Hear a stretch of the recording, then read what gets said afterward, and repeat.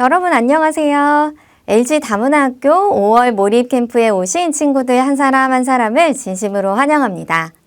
이번 캠프의 주제가 글로벌 리더로서 알아두면 좋은 나의 나라 유산에 대하여 라는 주제라고 들었어요. 그래서 이 시간에는 선생님과 함께 베트남의 유산에 대해서 함께 공부해보는 시간을 갖도록 하겠습니다. 오늘 함께 배울 내용입니다. 첫 번째로는 유산이 무엇인지 알아보고, 두 번째로는 베트남의 유산에 대해서 선생님이 소개할 거예요. 세 번째로는 또 이 유산을 베트남이 어떻게 보존하고 있을까요? 알아보고, 마지막으로는 이 유산과 관련된, 문화유산과 관련된 베트남어를 배우고 오늘 수업을 마치도록 하겠습니다. 자, 유산이란 무엇일까요? 선생님이 유산을 사전에서 찾아보니까 이러한 의미가 있다고 나오네요. 자, 우리 교실에 있는 친구들 다 같이 이 사전적 정의를 읽어보도록 하겠습니다. 유산의 사전적 정의. 시작!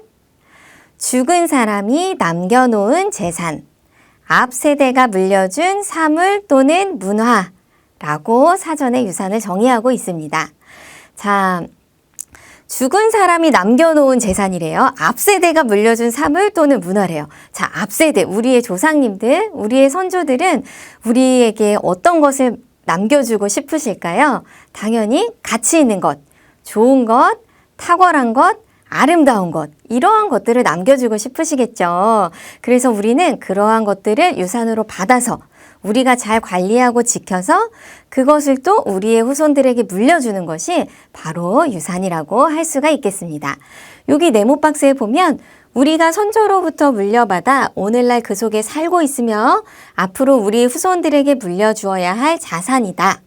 어떤 유산이든 모두 다른 어느 것으로도 대체할 수 없는 우리들의 삶과 영감의 원천이다 라고 말하고 있습니다. 자, 여러분들이 유네스코에 대해서 한 번씩 들어봤을 것 같아요. 유네스코는요, 전 세계의 교육, 과학, 문화 보급과 교류를 위해 설립된 유엔의 전문 기구입니다. 여기 보면 교육, 과학, 문화 이렇게 나오고 있죠. 근데 우리가 유네스코가 하는 일이 굉장히 많거든요. 그 유네스코가 하는 일 중에서 가장 대외적으로 많이 유명하게 알려져 있는 것이 바로 세계유산 지정 사업이에요. 여기에 보면 선생님이 유네스코 로고와 함께 이러한 세 가지 로고를 가지고 왔거든요. 우리 친구들이 여행에 관심이 있고 역사 유적이나 문화유산 이런 거에 관심이 있는 친구들이라면 한 번쯤 봤을 수도 있는 그런 로고예요. 자, 이게 뭔지 선생님이 한번 설명을 해볼게요. 자, 유네스코는요, 우리가 아까 배웠던 그 유산을 세 가지로 분류하고 있어요. 그 세 가지가 뭐냐면 첫 번째로는 여기 세계유산, 두 번째로는 무형문화유산, 세 번째로 세계기록유산. 이렇게 유네스코는 유산을 이 세 가지로 분류를 하고 있습니다. 각각의 유산이 어떤 것인지 선생님과 함께 알아보도록 하겠습니다. 자, 여기 이제 글씨가 너무 많죠? 여기 이제 첫 번째부터 차례대로 보면 첫 번째는 유네스코에서 유산을 세 가지로 분류하는데 그 첫 번째가 바로 세계유산입니다. 세계유산은 미래 세대에 전달할 만한 인류 보편적 가치가 있는 자연, 문화를 보존하기 위해 지정하는 유산이다 라고 되어 있어요. 자, 선생님이 쉽게 설명을 해보면요. 친구들 경주에 가본 친구들이 있을 거예요. 경주에 가면 예전에 신라시대 유적이 남아있어요. 탑도 있고 왕의 무덤도 있고 절도 있고 여러 가지가 있는데요. 그것들이 모두 함께 세계유산으로 지정되어 있거든요. 우리가 문화유적지라고 하잖아요. 그쵸? 그렇게 우리나라의 경주 역사지구 같은 거를 생각하면은 우리 친구들이 세계유산이 어떤 건지 금방 이해할 수가 있을 거예요. 이렇게 문화유적뿐만 아니라 자연이 너무 아름답고 탁월하게 보존할 만한 그런 자연 경관도 이 세계유산에 지정되는 자연유산이 됩니다. 자, 세계유산은 그래서요, 형체가 있어야 돼요. 자연 또는 문화 또는 두 개가 합쳐진 거. 그러한 것들이 세계유산으로 지정되는 문화재로 볼 수 있습니다. 자, 두 번째로는요, 무형문화유산입니다. 무형문화유산은요, 이름에서도 알 수 있어요, 여러분. 무형이잖아요. 무형, 없을 무, 없다는 거예요. 형은 형태할 때 형자예요. 형태가 없는 문화유산이라는 뜻인데요. 자, 여러분 아리랑 민요 알죠? 아리랑 민요를 한번 생각해 보세요. 아리랑 민요는 일정한 형태가 없어요. 사람이 그것을 불러야만 아리랑 민요가 생겨나는 거죠. 그쵸? 아리랑 민요 자체는 형태가 없고 그것이 입에서 입으로 구전되어서 우리에게 전승되고 있는데요. 이러한 예술, 문화적 표현, 관습, 이러한 것들이 무형문화유산이라고 할 수가 있습니다. 자, 마지막으로 유네스코의 유산의 분류 가운데 마지막 세계기록유산입니다. 세계기록유산은요, 세계의 귀중한 기록물을 보존하기 위해서 선정합니다. 쉽게 설명하자면 책, 그 다음에 신문, 그리고 그림이나 뭐 지도, 요즘 현대에는 영상 매체, 영상 기록물 같은 것들도 세계 기록유산으로 볼 수 있는데요. 세계의 귀중한 기록물을 보존하기 위해서 가치가 있는 것들을 선별해서 유네스코에서 세계 기록유산으로 지정하고 있습니다. 여러분들이 잘 이해했는지 보기 위해서 선생님이 예시와 함께 다시 가지고 왔어요. 이 로고도 같이 기억해 주세요. 자, 첫 번째 유네스코 유산의 분류에 따르면 첫 번째는 세계유산인데요. 세계유산 아까도 선생님이 설명했듯이 움직이지 않는 것을 대상으로 하고 자연이나 문화유적 같은 거 그런 걸 말했었어요. 그래서 우리나라를 예로 들면 경주 역사유적 지구 또는 자연경관을 예로 들자면 제주도의 화산섬과 용암동굴 같은 것이 유네스코의 세계유산으로 지정되어 있습니다. 자, 무형문화유산은 무형을 기억하세요. 형태가 없는 거예요. 아리랑 그리고 김장은요, 겨울철에 먹을 김치를 한꺼번에 많이 담는 일을 말하잖아요. 이것도 세계 무형문화유산으로 지정된 우리나라의 문화입니다. 자, 세 번째로는 세계 기록유산이에요. 기록물, 기록 매체, 이러한 것들 중에 귀중한 것들을 선별해 놓는 것인데요. 자, 우리나라에 조선 왕조실록 같은 것이 세계 유네스코 세계 기록유산으로 등재되었습니다. 조선 왕조실록은 조선시대의 왕들의 역사, 조선시대의 이야기, 역사를 기록한 기록물, 위대한 기록물이죠. 그리고 이러한 영상 매체, 영상 방송들도 세계 기록유산이 될 수가 있어요. 예전에 여러분들이 태어나기도 전에 KBS에서 이제 전쟁으로 남과 북이 분단되면서 가족이 북쪽에 살면서 헤어지게 된 가족들을 서로 만나게 해주는 그런 프로그램이 있었어요. KBS 특별 생방송 이산가족을 찾습니다. 이러한 영상도 세계 기록 유산으로 등재가 될 수가 있습니다. 유산의 세 가지 분류를 여러분들이 잘 이해하셨을 것 같아요. 자, 그래서 이번엔 베트남의 유산으로 가볼 건데요. 자, 여러분, 베트남의 유산들 중에 유네스코가 지정하는 유산들은 2022년 기준으로 세계유산이 8점, 무형문화유산이 15점, 세계기록유산이 3점으로 발표되고 있습니다. 자, 이제 선생님이 베트남의 유산들에 대해서 사진과 함께 소개해 보도록 하겠습니다. 자, 첫 번째로 소개할 것은요, 후에 기념물 복합 지구입니다. 여러분, 후에라는 도시 알고 있을까요? 들어봤을까요?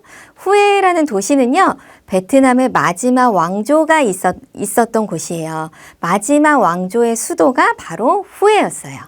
자, 후에 도성 유적은 베트남 중부 도시 후에에 남아있는 웅우옌 왕조의 역사 유적입니다.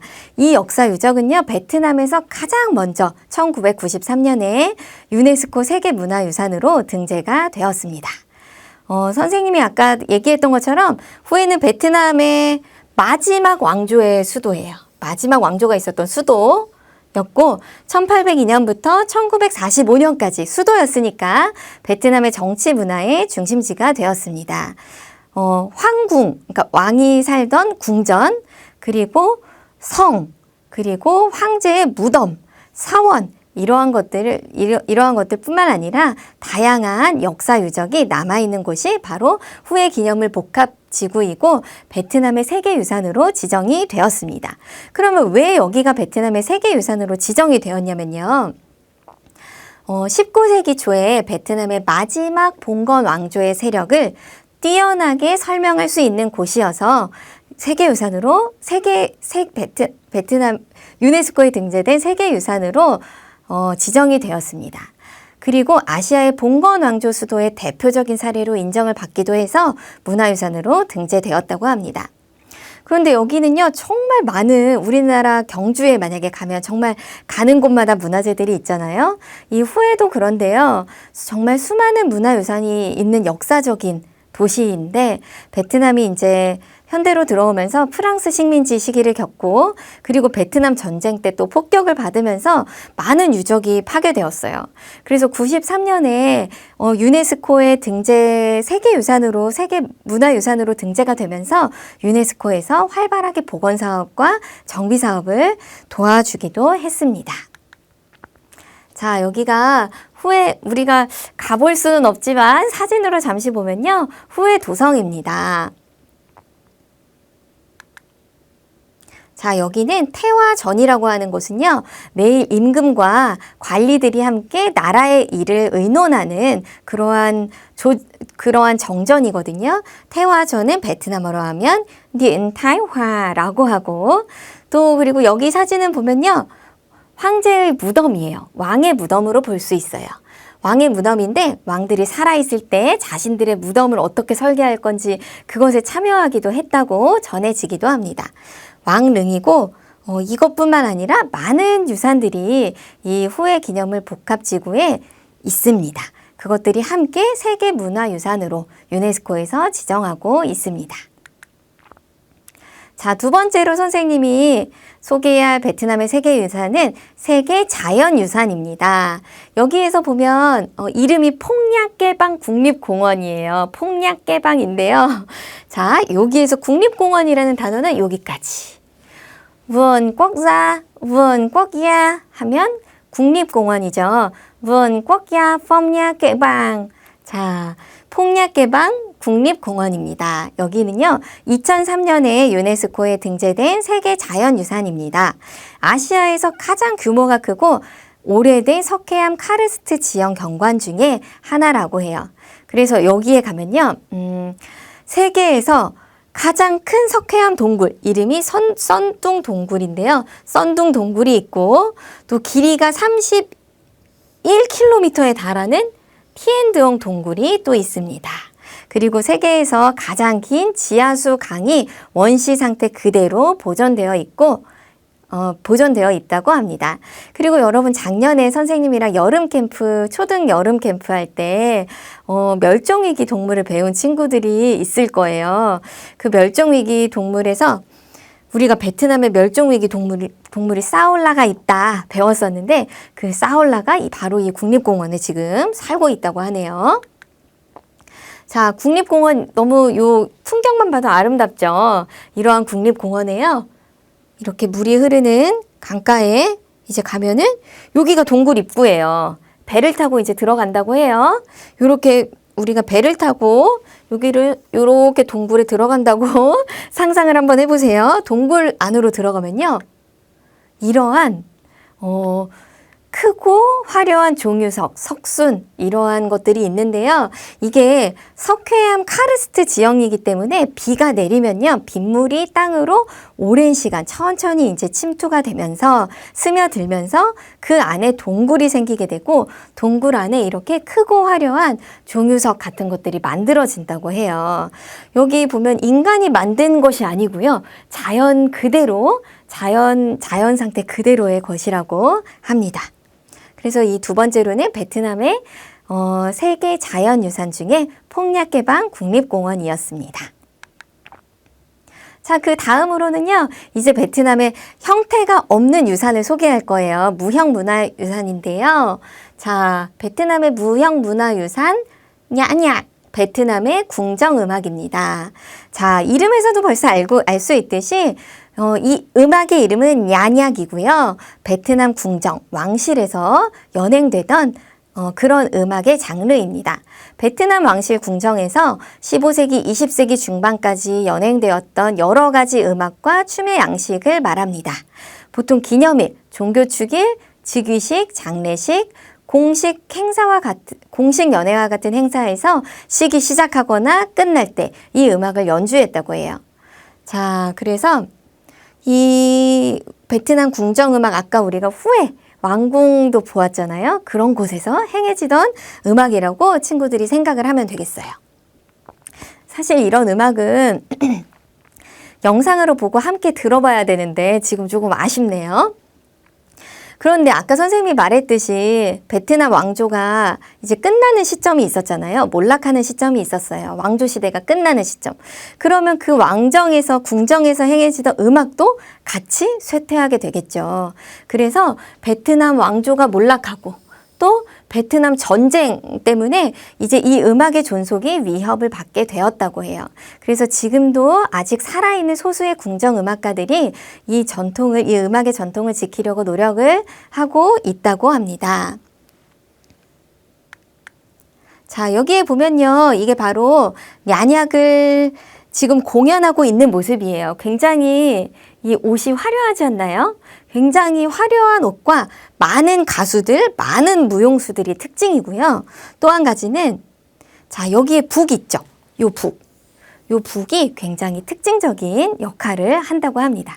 나중에 우리 멘토 선생님하고 수업하는 중간에 유튜브로 이 얀약 한번 친구들이 선생님하고 같이 한번 볼 기회가 있으면 좋겠네요. 자, 그 다음에 무형 문화유산은요, 이것도 노래 형식입니다. 민요 같은 것으로 보면 돼요. 관허 박닝이라고 하는데요. 박리는 지역 이름이에요. 그래서 관호 박리는 베트남 북부 지역에서 남녀가 짝을 이루어 주고받는 형태의 노래를 말한다. 이렇게 되어 있는데요. 이것은 남자 가수와 여자 가수가 노래를 주거니 받거니 하는 것이라고 생각하면 돼요. 그런데 남자 1명, 여자 1명, 여자 2명, 남자 2명, 여자 4명, 남자 4명 이런 식으로 반드시 짝을 이루어서 불러야 하는 노래입니다. 그래서 한 사람은 주요 곡조를 노래하고 다른 한 사람은 또 따라오면서 부차적인 곡조를 노래하는데 그 둘의 음색이 완전히 동일해야 하고 완벽하게 조화를 이루어야 한다고 해서 굉장히 많은 연습을 거친다고, 혹독한 연습을 거친다고 하는 그러한 베트남의 무형문화유산 관호입니다. 내용은 남녀 간의 사랑과 이별, 행복과 슬픔, 사랑의 슬픔과 행복 이런 것들을 주로 노래하고 있다고 합니다. 자, 여러분 이 의상 본 적 있을 거예요. 베트남의 전통 의상인 아오뜨턴을 입었죠. 요런 둥근 모자를 쓰고 요런 옷을 입고 이렇게 공연을 한다고 해요. 관호 박린이었습니다. 베트남의 무형문화유산이었고요. 자, 마지막으로 선생님이 소개할 베트남의 유네스코 유산 분류 중에 마지막 세계 기록 유산에 속한 것을 소개하도록 하겠습니다. 자, 여기는요, 하노이에 있는 문묘 국자감이라고 합니다. 11세기에 지어졌고요. 공자를 모시기 위해서, 우리가 아는 그 유학 성인 공자를 모시기 위해서 지어진 곳입니다. 베트남 조정에서 일할 인재와 관료들을 훈련시키는 교육기관이었고요. 베트남 사람들은 이곳을 최초의 대학이라고 여긴다고 합니다. 자, 문묘 국자감에 보존되어 있는 지금 이 석판의 기록이 문화유산으로 지정된 거거든요. 그 석판이 어떻게 생겼는지 먼저 보면요. 요렇게 생겼어요. 자, 우리 무슨 비석같이 생기기도 했죠. 여기에 뭐가 쓰여져 있었냐면요. 과거 시험에 합격한 사람들의 이름이 써 있었다고 해요. 그리고 여기에 베트남에서는 거북이를 굉장히 신성한 동물로 여기는데요. 이 밑에 거북이가 이것을 바치고 있죠. 그래서 우리나라 수능 시험처럼 대입 시험을 보기 위한 학생들이 이 문묘 국자감에 합격을 기원하는 기도를 드리러 오고 또 이 거북이를 이렇게 한 번씩 쓰다듬으면 반드시 합격한다라는 그런 믿음이 있대요. 베트남 사람들에게. 근데 사람들이 하도 이 머리를 만들다 보니까 문화유산이 훼손될까 봐 지금은 울타리를 쳐놨다고 합니다. 자, 그래서 여기를 다시 내용을 보면 특별히 이 석판에 기록되어 있는 것은 과거 합격자의 이름이 있었고 매해 과거 시험이 있을 때마다 거기에 이름이 기록됐고 또 그 석판에 이런 내용이 있대요. 재능이 있고 덕이 높은 사람이 나라를 일으키는 힘이다. 그래서 베트남에서 배움을 권장하고 또 얼마나 재능과 덕이 있는 인재들을 선발하기 위해서 애썼는지 알 수가 있고요. 또 베트남 이 석판에 유교가 베트남에 어떻게 전해졌고 베트남의 문화와 이념에 적합하도록 어떻게 변형되었는지 설명하고 있기 때문에 고유한 기록유산으로 인정을 받았다고 합니다. 자, 이 외에도 많은 베트남의 유산이 있는데요. 오늘 다 소개하지 못해서 아쉽습니다. 자, 세 번째로 넘어가겠습니다. 베트남은 유산을 어떻게 보호하고 있을까요? 인데요. 2009년에 제정된 문화재 보호법에 근거해서 관리가 되고 있고요. 후회와 같이 유네스코 세계문화유산으로 지정된 도시는 문화재 보호법과 함께 유네스코 권고사항을 따라 함께 관리되고 있습니다.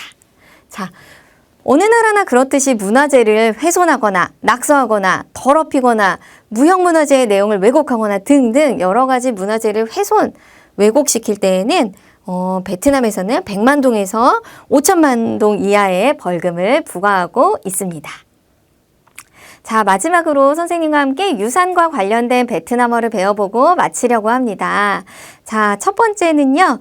오늘 계속 나온 단어 유산이에요. 유산은 이산이라고 하고요.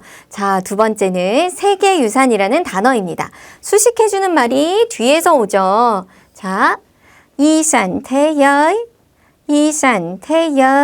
세계유산입니다. 자, 그 다음에는 무형문화유산인데요. 이산, 유산, văn hóa, 문화, phi vật thể, 비물체, 그래서 무형, 문화, 유산이 되겠습니다. 이산, văn hóa, phi vật thể 이렇게 되고요. 여기에 나와 있는 마지막 세 개 기록 유산은요. 요 단어가 기록, 자료라는 단어예요. 이산, tư liệu thế giới, 이산, tư liệu thế giới 라고 합니다.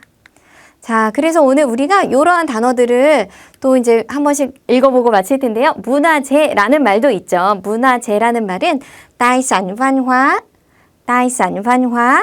자, 보존하다는 bảo tồn, 훼손하다, phá hoại. 그래서 우리가 문화재를 보존하다 하면은 동사가 먼저 와야겠죠. 동사가 먼저 오고 그 다음에 뒤에 수식하는 명사가 목적어가 오게 됩니다. 자, 그러면 우리 친구들이 해보면 bảo tồn tài sản văn hóa.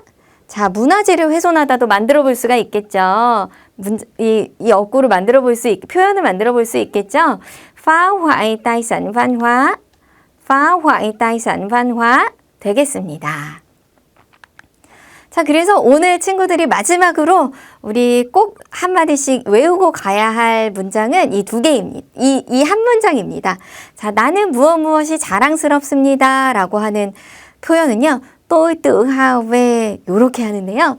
tự hào, 자랑스럽다, 뽐내다, 자부하다 라는 단어예요. tôi tự hào về 베트남의 세계유산이 요거를 넣으면 되겠네요. 자, 오늘 배웠던 단어를 여러분들 생각해 보세요. 세계유산, 이산 thế giới, 그리고 베트남의 했으면 của Việt Nam. 자, 베트남의 세계유산들이죠. 자, 그래서 tôi tự hào về các di sản thế giới của Việt Nam. tôi tự hào về các di sản thế giới của Việt Nam. 나는 베트남의 세계유산이 자랑스럽습니다. 이러한 마음으로 우리 친구들이 1박 2일간의 캠프를 잘 마치고 돌아갔으면 좋겠습니다. 오늘 수업은 여기에서 마치고요. 여러분들 모두 수고하셨습니다. 감사합니다.